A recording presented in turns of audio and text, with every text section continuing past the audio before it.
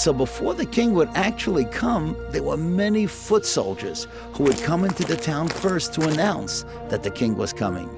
And then after the foot soldiers, there would be those who played the trumpets, and they would come, and they too would announce that the king was about to arrive.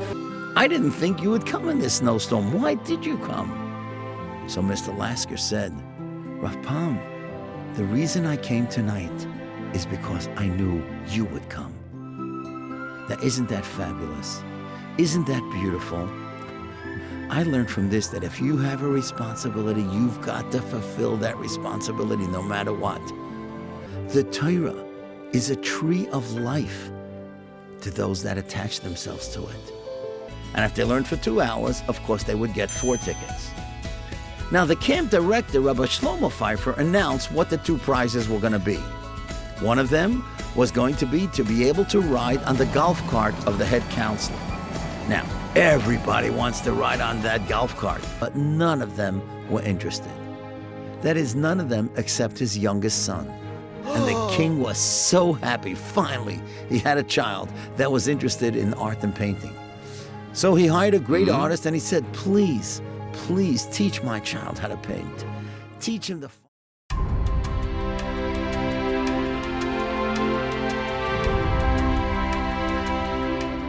During the horrible years of the Holocaust, there were terrible places called concentration camps where many Jews died. In one of these camps, known as Bergen-Belsen, there was a Rav. His name was Rab Shraga Shmuel Schnitzler. There, they never had the chance to learn very much about their Yiddishkeit. However, now with Torah education, they can return to the heritage of their ancestors. Often what happens is that the children learn Torah, they learn about mitzvahs, they come back home, and they inspire their parents and families. This is a story about just such a boy. His name was Ilya.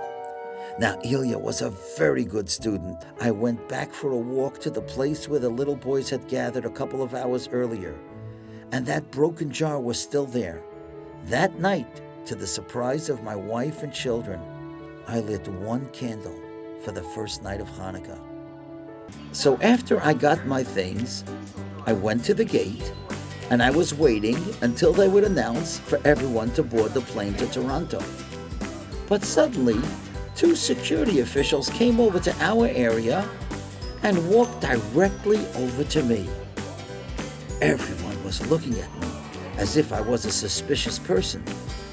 There is an engraving that shows the very sad, broken people of Klal Yisrael carrying out the menorah which stood in the Beis HaMikdash. They were going out of Yerushalayim. When I saw that arch, I was wondering, why does Hashem allow that arch to be standing for so many years in almost perfect condition?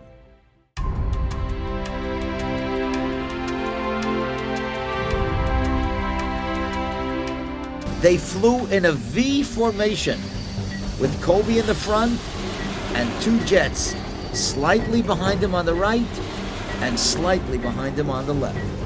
And he would shoot out a flare onto an area, and the 4 pilots would roar over that lighted area and bomb it. What he said shocked everyone because it had never happened before.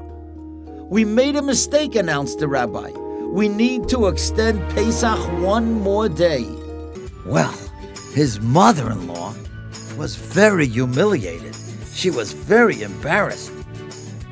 And of course, around the table, it became very uncomfortable. The rest of the Seder just wasn't the same. The Rosenbaums walked in the blinding snow to the school to pick up their children. When they got there, they saw that some other parents had done the same thing, but many other children were stuck because nobody was able to pick them up.